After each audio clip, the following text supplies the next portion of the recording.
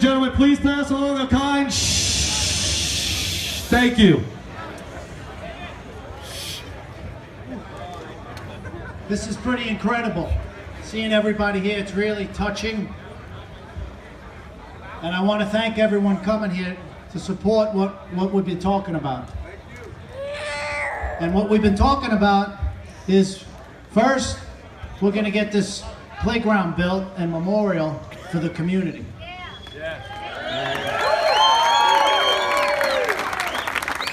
And it's not going to be just any ordinary playground or memorial. It's going to be something that's fit for a princess. Because everybody knows, if they knew Meadow, she was special. And she was Daddy's princess.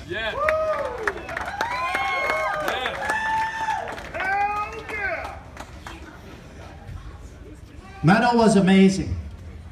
There's nothing she couldn't do or get from me.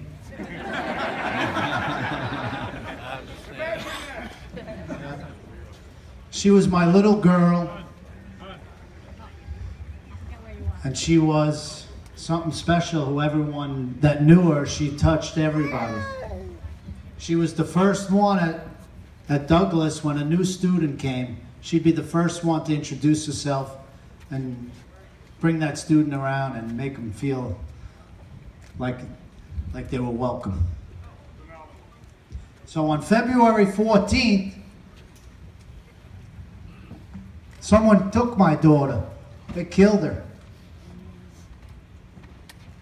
And I had to bury my daughter. And on that day, they didn't just bury my daughter, they buried a part of me. So everyone that knows me, that knew me before, I'm changed. I'm not the same person you'll ever see at what happened to me that day.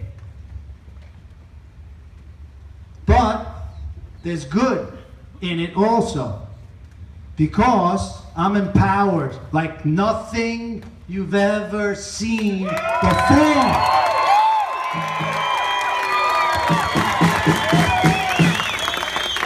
Evil went into that school that day, and they knocked at my door and took my daughter. I'm not about to let that happen again. Evil knocked on my door, and I'm pissed. Just like everyone out there, we're all pissed. We want our schools safe. We want to know that you bring your kid to school in the morning, you're going to pick them up at 3:30, 3:15. They're going to come out and give you a big hug. And they're not taking us serious. We're pissed too. Yeah, we're all pissed. We shouldn't have to live like this. And you know what? The teachers are pissed too. Yeah. We need to get behind the teachers, the students, the parents, and this shit can't happen anymore. Yeah. Like I said, you heard me. We have to take our sneakers off to get on a plane, but a guy walked in right down the street with a rifle bag and shot and killed the loved ones of this community. Can't happen anymore. No, man. Yep. So I'm going to let you know, I'm going to work like you've never seen anybody work before.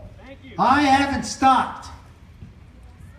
So this isn't anything political, okay? We're not here to politicize anything. It's not about a party. I've been telling everybody. It's not about that side, this side. It's about we love our kids, okay? There's parents, there's grandparents here, there's aunts, there's uncles. We love our kids and teachers. So that's what it's about. It's not about anything political, what you see in the news. This is the news right here. This is the real news, okay? And we care. The American people care, and I'm here, and I'm listening, and they, like I said, they took my little girl from me, and we're gonna make a difference. So I got a lot of things I've been working on, and I'm gonna let my partner right here, Dennis, who's been with me, that God, I think God sent them to me because I had like 2,000 messages on Facebook, and I happened to open up Dennis, and he came and he flew in and he helped me in Tallahassee, and he was instrumental with me in getting that safety bill passed, which is going to help everybody in Florida. And I want one more thing for the community and the teachers and everyone that lives here. Governor Scott put me on this commission, and I want to hear from you. If someone has something that they want to talk to me about, come and talk to me, because I'm not gonna let up in this commission. We're gonna turn over every rock. We're gonna find out what the hell went wrong, and then we're gonna prevent it. You see, my thing is this already happened over here. So my kid's dead, and there's a lot of other parents here that have dead kids too. But I think I'm gonna be able to prevent other kids from getting shot. So that's what it's about. Like I opened my house to everybody here, I wanted you to feel what my family's like. That's why I invited everybody here, because family is everything, right? And we all have family, and they're going to these schools. So that's why I could have had it anyway. I could have had it at a park, but I wanted you guys to feel the love, how I speak, and it's true. What you hear, what you see on the news is what you get when you see me. You have our support. Amen. Okay, so I'm going to introduce Dennis here, and I want to thank everybody. Thank you. Give it up for Andy. Give it up for one of the most bravest men in America right here. I'm going to be really quick. Every year I take an annual trip with my daughter, who's 19 years old, only 1 year older than Meadow. They look alike. I'm sure if they were in the shopping mall together, you'd say, oh, wow, look at those two sisters. And so about 2 months ago, I was with my wife, and I've been in politics and news for 12 years now. I walked in and I said to her, I'm getting tired of this. I'm getting tired of the politics. I need to go out and make a film. And she says, well, we'll come to you. And I'm on the treadmill a couple weeks later, and as that's happening, CNN, Fox, all showing the Parkland area and what was unfolding. And I'm looking at it and I said, well, there it is. There's my documentary. This shit has to stop. And so I reached out to him after seeing him at the White House, and I said, this guy gets it. It's not about taking away the guns or anything like that. It's about the kids. And so, this is important to say. So I had a short little plan with my daughter. We have this annual trip. And I said, let's go to Florida because we're thinking about buying a property here. But I'm telling you right now, I got to lose the long sleeve shirts if I do. It's hot, man.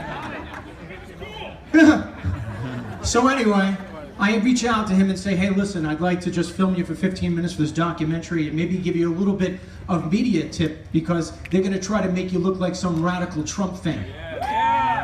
So we worked together, and he left and he went to face the nation. And my daughter looked to me and said, Dad, you got to help that man. So what was supposed to be 15 minutes, my 19-year-old has pushed me into this, and I couldn't be happier because I absolutely love the Pollacks. And what's amazing about this man and his family and Julie, you know, they could very easily just be mad at God right now, mad at the world, and just hunker down and just be mad every day. And they are mad. But they're doing it to protect your kids, my kids, every kid that they'll never even meet. That's what's driving him and his wife and his family. And so let me finish by saying this. It's the most important thing you're going to hear today. And I ask you to please remain silent while it takes place. There was the March for Our Lives last weekend. And we didn't do anything but say, go right ahead. We support you, young people. But we think there was another message that needed to be heard. And so young Hunter came to me and said, Dennis, can you help me write a speech? And I said, it needs to come from your heart. And so he had this unbelievably beautiful speech that was designed to bring the country together and to celebrate those 17 lives, including Meadows, that was lost on that day, instead of getting political. And they would not allow this young man to speak. So with a little bit of an ad lib, I introduce Hunter Pollock and his speech, and I ask you to listen to every word. Absolutely.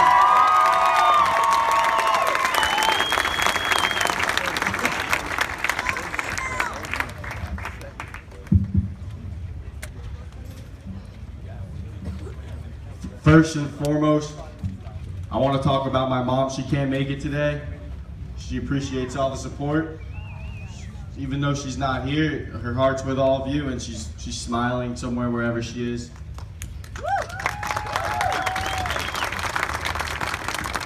So last week we were in DC.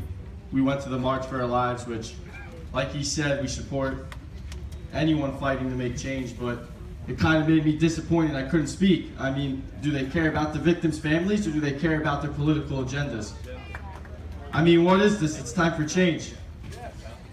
So I wrote this speech with the help of Dennis.